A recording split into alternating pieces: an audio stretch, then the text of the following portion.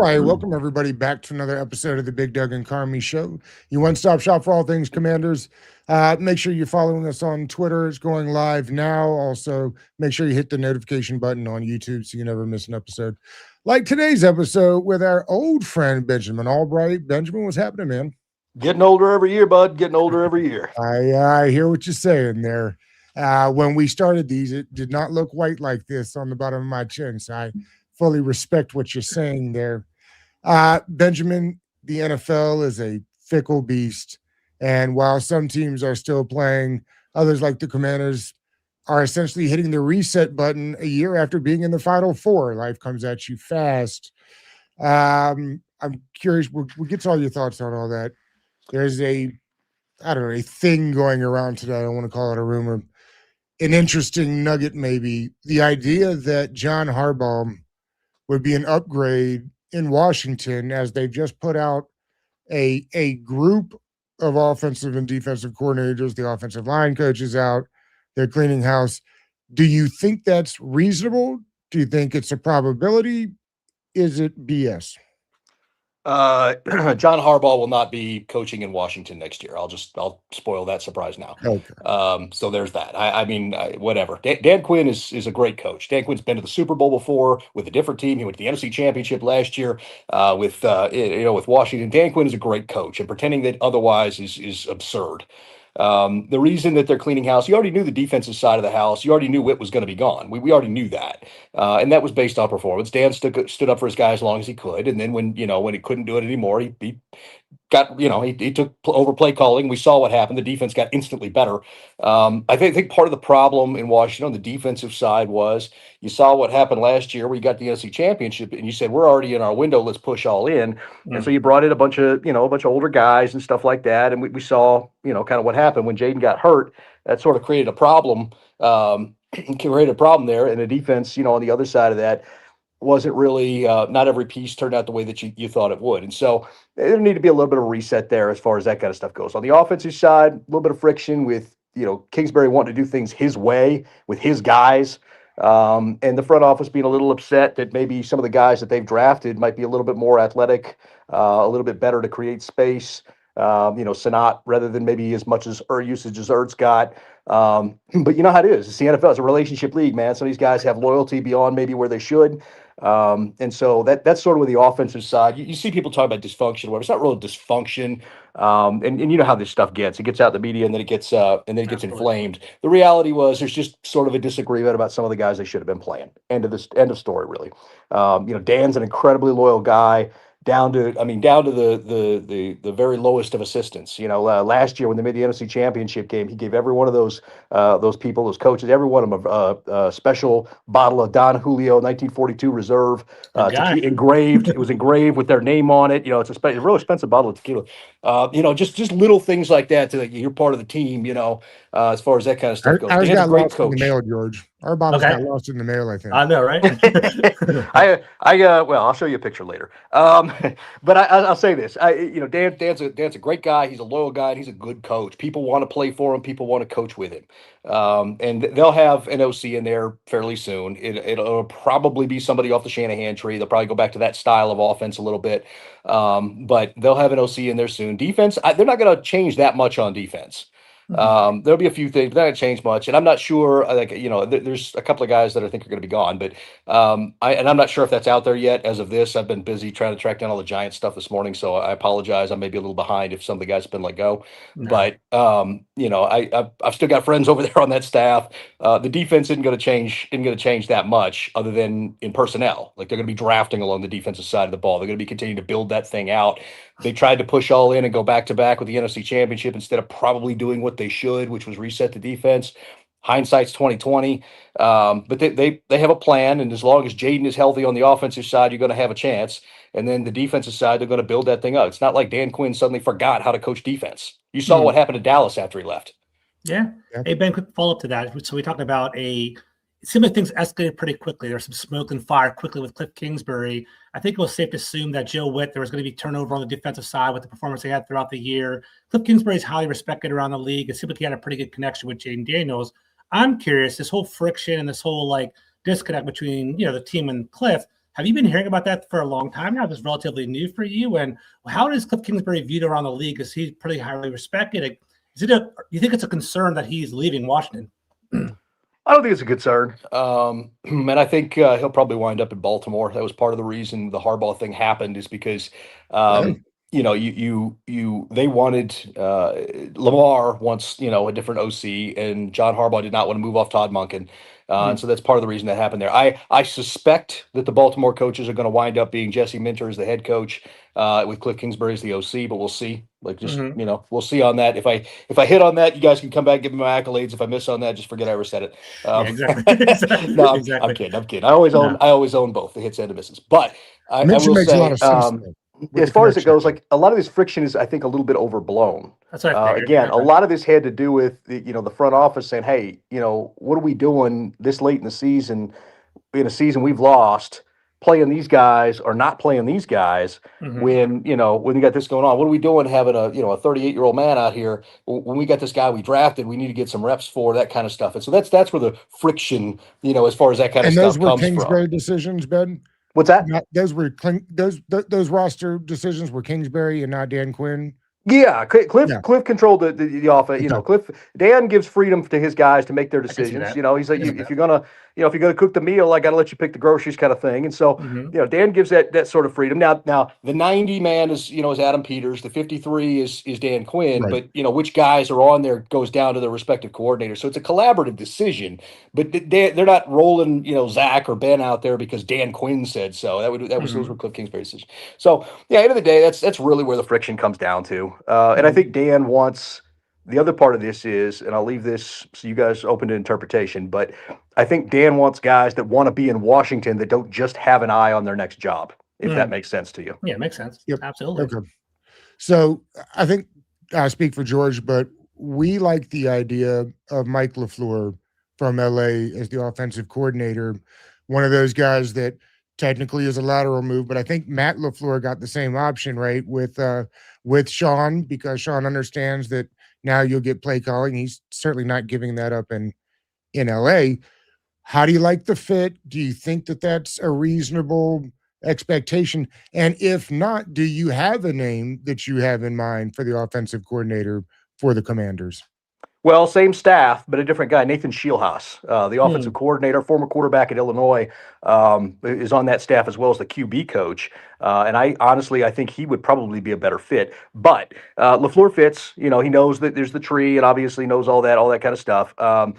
He's going to have options. I'll say that. He's going to have options. So, it would be a lateral move, but picking up play calling is not actually a lateral move. And that's why guys, will make those moves before. Wouldn't be surprised if LaFleur wound up being the guy. Wouldn't be surprised if Shielhaus wound up being the guy. Wouldn't be surprised if not Kubiak in Seattle, but Kubiak in San Francisco. Clay. Wouldn't be surprised if Clay Kubiak is in that list as well. Guys that already have experience, as an offensive coordinator, i.e., helping put the game plan together, that kind of stuff, but maybe don't have game day play calling experience. That's one thing that Dan, when he was doing some self scouting on himself back in Atlanta, kind of went back over, because when Kyle left. He had the opportunity to promote LaFleur, and he was hesitant to do somebody who hadn't done play calling before, and went and got Sarkisian instead. And Sarkisian wasn't bad, but in hindsight, could have kept the continuity going if he'd maybe rolled the dice on somebody who hadn't called plays before. So there's a bit of trepidation with that, but at the same time, I think he sort of learned his lesson on that and wants to, Dan's a guy that's all about self-improvement. That's his whole thing, self-improvement. And so I think that's one of those things that, you might look at guys like Shielhaus and add him to that mix. Maybe one of the Kubiak, not Clint is in Seattle, Clay is in San Francisco. Sorry, they all start with a K, and it's like the Kardashians. I keep, God forbid that family ever marry each other. I'm going to get caught up. But alliteration for sure. Yeah. So it's keeping up with the Kubiaks or whatever. But what about guys currently? Then what about guys currently on the staff? I'm thinking of like a David Blau that had input on the offense in the game. He'll be in consideration. Okay. Now he's got other people looking at him too. Dan Campbell would like to bring him back. Dan's got that relationship with him up there in Detroit, and they need an OC because John Morton was kind of a disaster. So, he may be in consideration to move on in that regard, but he'd be in consideration.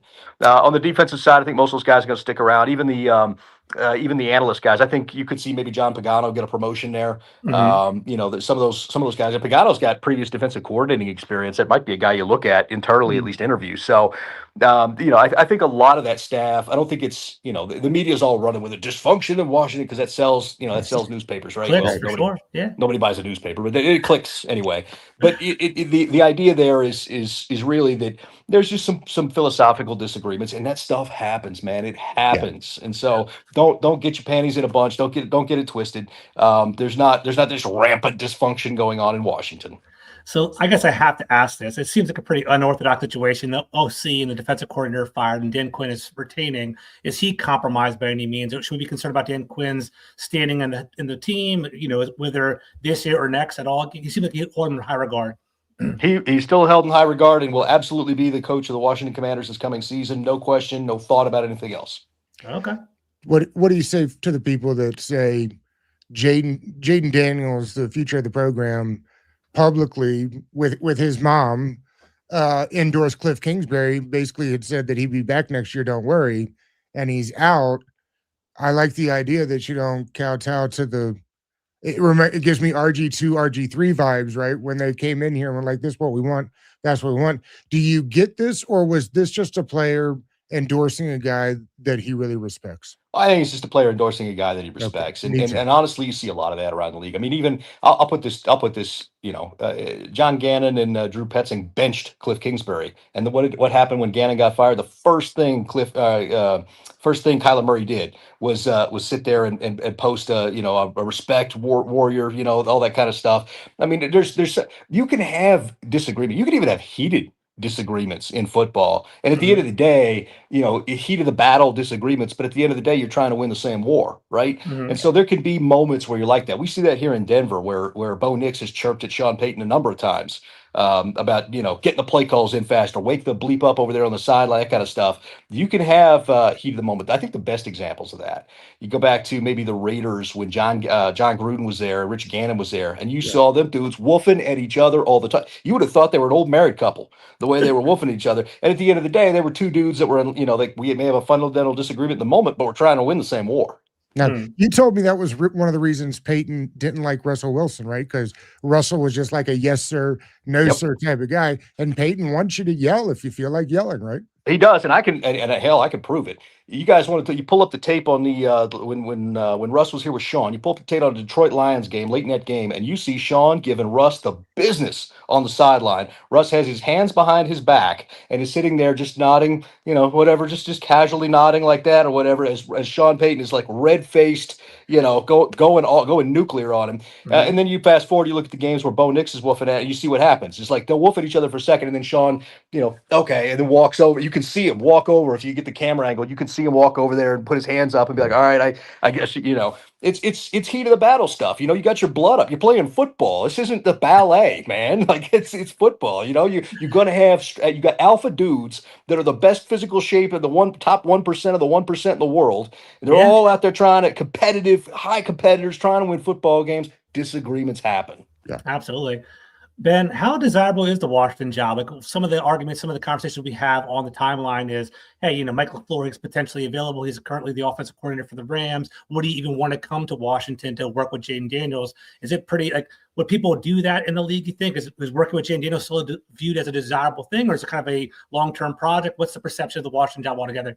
Oh, it's absolutely a plus, like 100% a plus. Yeah. Okay. Who doesn't want to come work with Jaden Daniels, who just dragged the Commanders to the NFC Championship game last year? Like, who wouldn't want to? You know, I mean, that is. I don't know who's spreading that, but it's a negative or something. But that's. Is this a family-friendly show?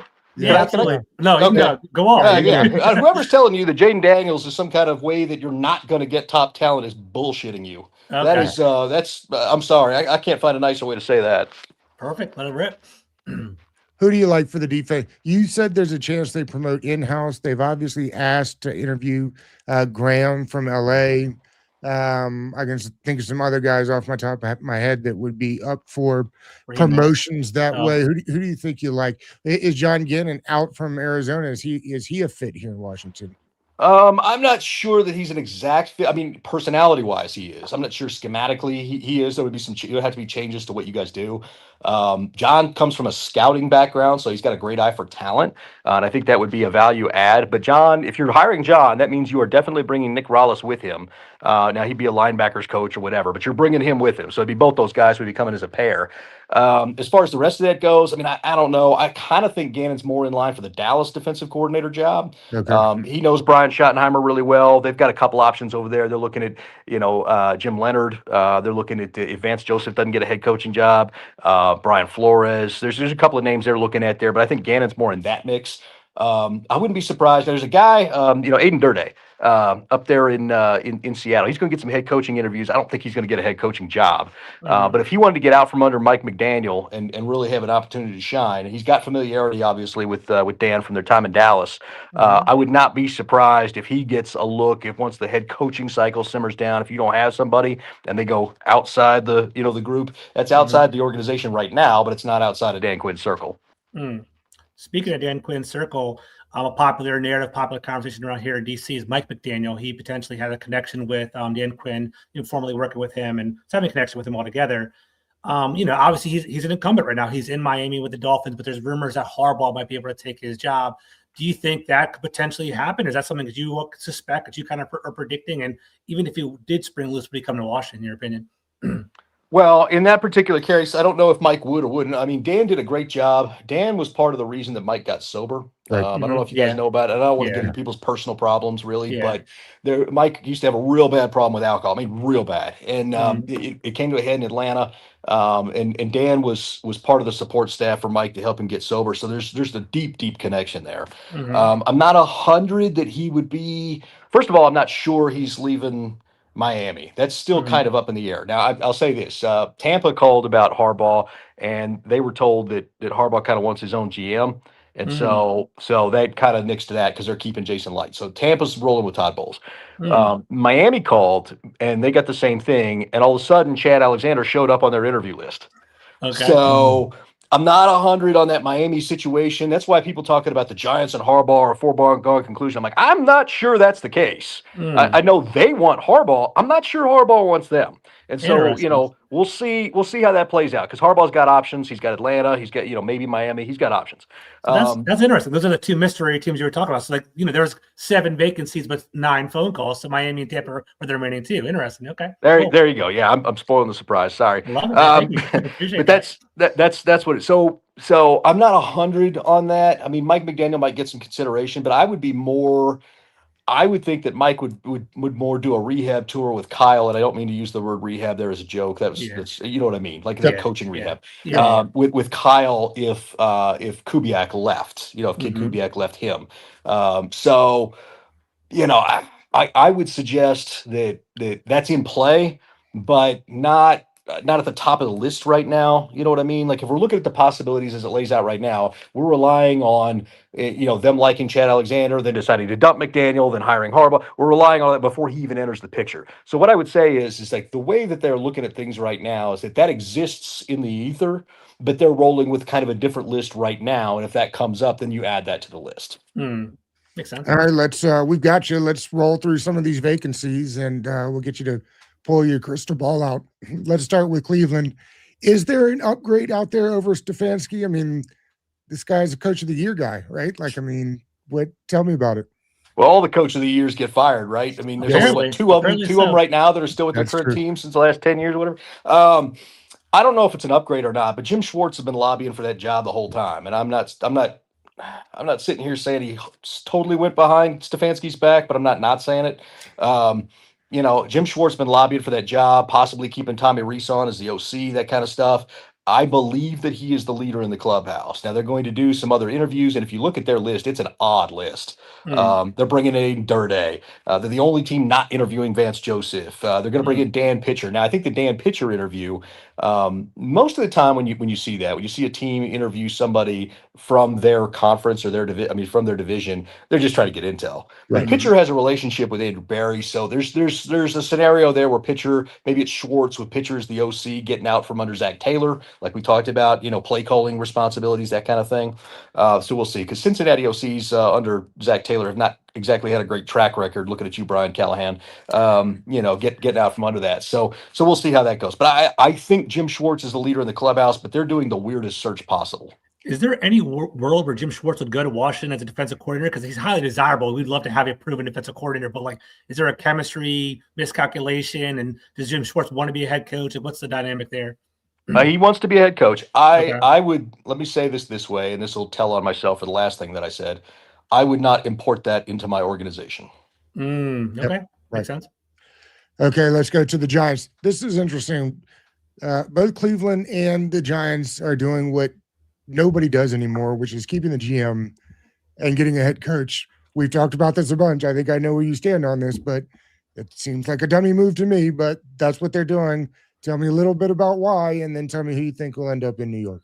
Well, I think you keep it in place for most of the candidates that you have. Now, you'd be willing to fire him and bring in John Harbaugh's guy, who I believe is their top candidate. I believe they want Harbaugh. But you're leaving Shane in place right now because you don't have to move on from him, right? It's similar to, and a lot of people were scratching their head on this, and I'm like, don't worry, he's going to get fired. It was when Jacksonville kept Trent Baalke around, Right. and whatever. And finally, Liam Cohen was like, yeah, I'll take the job as soon as you fire that guy and let me get my guy in here. And they did. And so that's really the thing, is like, if you don't have to fire a guy, you still got to run your scouting. We're in the prime of scouting season. You still got to run your front office and your scout. So why not have that guy doing that, until I know for sure I got to get rid of him, and then go from there. And so I think that's more what the Joe Shane thing is right now. Like, if John Harbaugh wants his job, yeah, we're gonna punt you and bring in his guy, whether that's Chad Alexander or whomever. But if not, then we may keep him and just have the continuity, and we'll let this head coach either pick one later or continue to roll with this guy. I think Harbaugh's their preferred candidate. I think Stefanski is their, kind of their backup plan. And I think if both those fall through, I think their next plan is Vance Joseph with the offensive coordinator of Davis Webb. Davis Webb's a former New York Giants quarterback. He played under Brian Daboll in 2 different stops, so he knows that language and that offense, and can take Jackson Dart and say, okay, I'm already speaking your language. Now we can develop an offense that works for us. So I think that's their 1, 2, 3, from what I understand. Lou Anarumo is like a dark horse there, but I don't think that's happening. Well, let me throw this out there. I feel like those are the top 3 candidates for everybody, right? Harbaugh, Stefanski, and then Vance Joseph. Is the Giants' position even desirable? I mean, they have Jackson Dart and they have Cam Scatterbo. They have some Malik neighbors kind of build around. How would the Giants rank in regard to the 7 open positions, I guess? It's a bigger question. I think Atlanta and I think New York are probably 2 of the top jobs, and they both have drawbacks, but I think they're 2 of the top jobs. Baltimore is a top job, and I'll get to my stuff. We'll do them next because I'll get some stuff here. But I think Baltimore is a top job, but they have a very narrow set. They can kind of pick their head coach more than they have to really have a search, Yeah.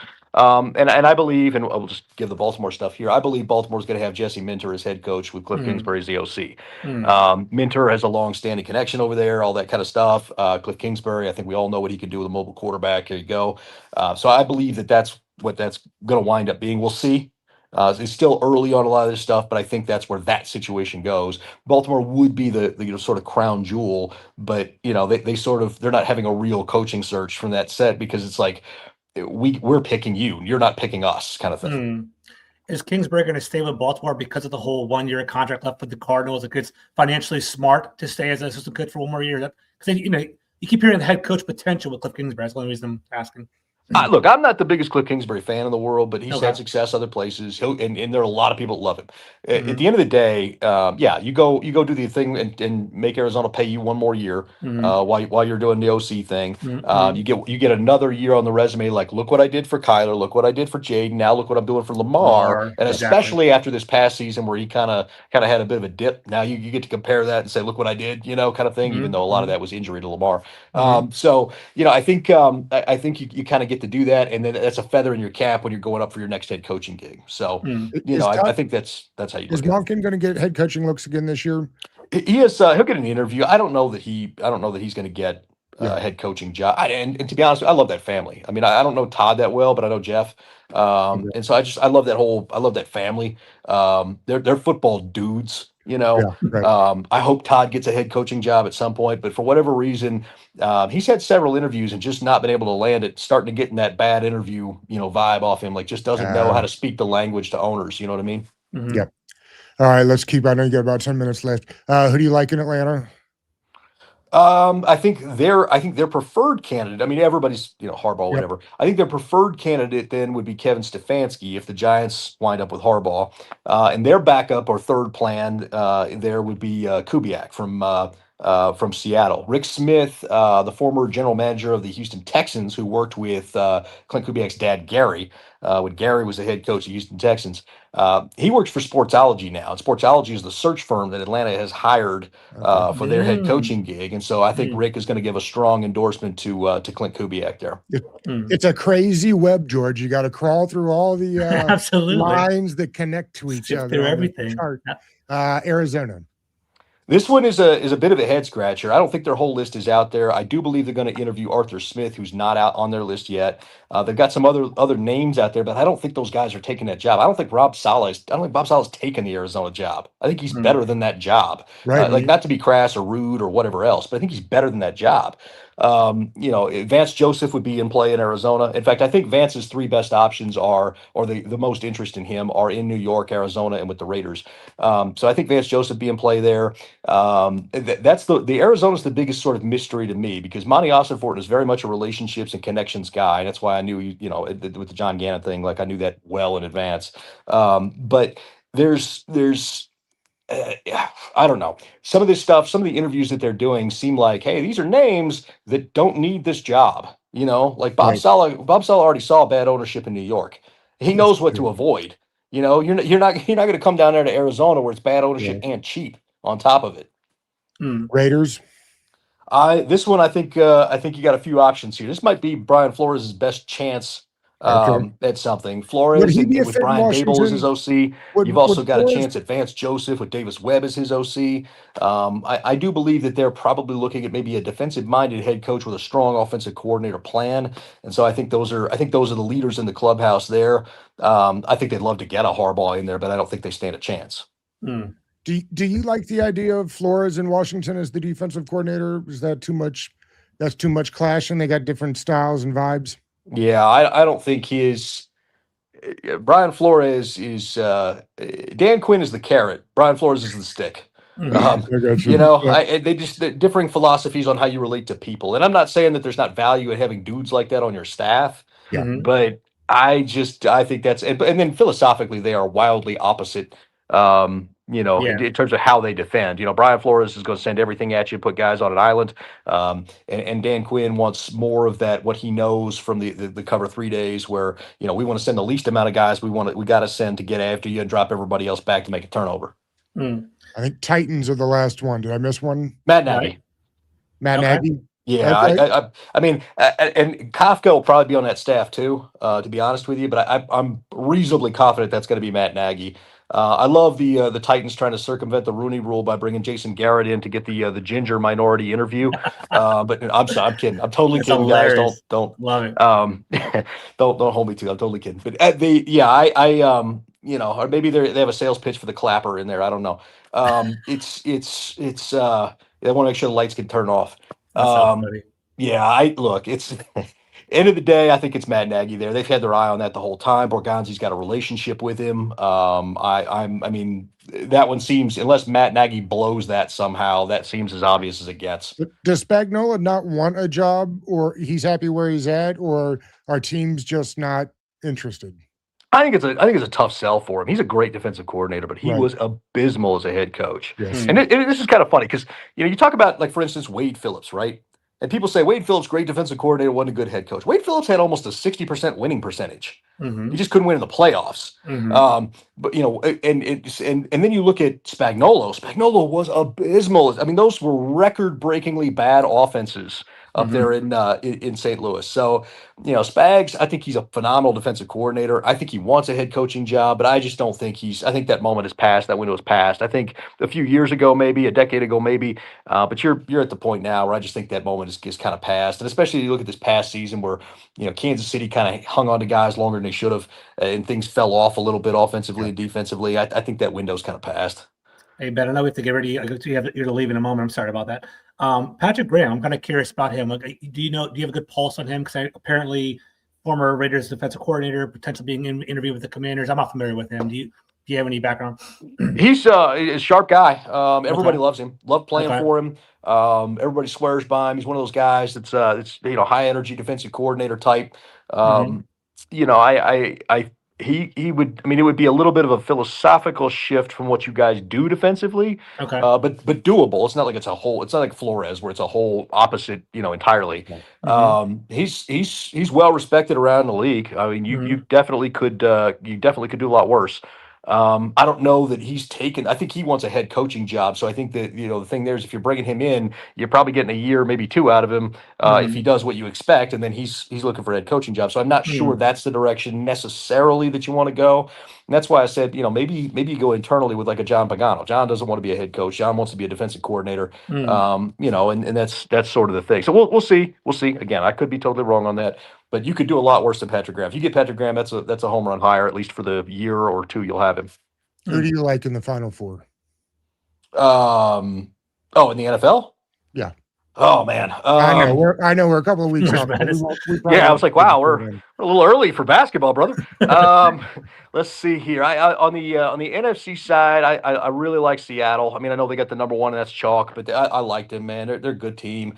I think probably the other NFC team, really, you look at the rest of that field, the other NFC team is probably whatever one gets out of there. San Francisco and the Rams are both resilient. San Francisco's overcome a ton of injuries. The Rams just find ways to do things. You could have an all NFC West matchup on that side, and it would not surprise me in the least. I think Carolina's probably the easiest out of all that. Chicago has some magic to them though this year. That's one of those things you got to watch out for. They don't let them hang around. If you get a chance to put them away because they will come back on you. Same thing with Denver on the AFC side. I don't know that Denver gets that Super Bowl. I think fans around here be mad if I say they don't, but I don't know, man. I tell you, it's weird. The Chargers are the 7th seed, and I think they've got something this year. So we'll see. I mean, they had to do it on the road. That'd be tough. Houston's got a little something over there. Houston is the most disrespectful defense in the NFL, bro. They are. Houston doesn't blitz. They don't disguise anything. Like they never. They just run straight cover 3 every play and like, okay, try and beat us, and you don't. Yeah, crazy. So that's something to keep your eye on there. And I tell you what, their defensive coordinator Matt Burke, you ought to bring him in because that's somebody who runs philosophically what you look at. That'd be my pick. If I had a wish list, that'd be my pick for who they'd take there in I agree. In Washington. As far as the rest of it goes, Jacksonville's got a nice offense, but I don't know if their turnover luck's sustainable. I'm not buying Pittsburgh. I'm not really buying New England either. I hate to say that. I'm just not. I love Mike Vrabel, but I'm just not buying him this year after that easy schedule. The Chargers maybe, and then we'll say either the Broncos or the Texans. One of the two of those three. Is Tomlin back next year? That's the big time question. Now he's not going to get fired. But he has a TV job waiting if he wants it. I'm sure he does. So here's, my kind of thought process is if you're Mike Tomlin, you go into the booth, right, for a year, kind of reset. You're going to be the hottest name the next 2-3 years. Right. Andy Reid's time's kind of coming to a close in Kansas City over the next couple of years. You could pull a reverse Bill Cowher and go from Pittsburgh to Kansas City, take over, have the last 5 years of Pat Mahomes' prime, that kind of thing, build your own defense. So, I mean, that's speculation on my part. That is speculation on my part. But I know he's got a TV job waiting on him if he wants it, if he's burned out. I wouldn't be surprised if he didn't. Wouldn't be surprised if he stuck around. I tend to lean, 55-45, he sticks around. But I think that TV job and kind of getting your eye on the rest of the league and having your pick, I think that's kind of looming large there. Ben, not everybody likes to come on a show and keep it real and just give all the information and pull the curtain down. You do it every time. The business is a relationship business. You've got plenty, and I'm glad that we have a relationship with you, buddy. Thank you for coming on and giving us your time, man. Hey, I love you, brother. Anytime. All right. Thanks, man. Yeah. All right. Yep.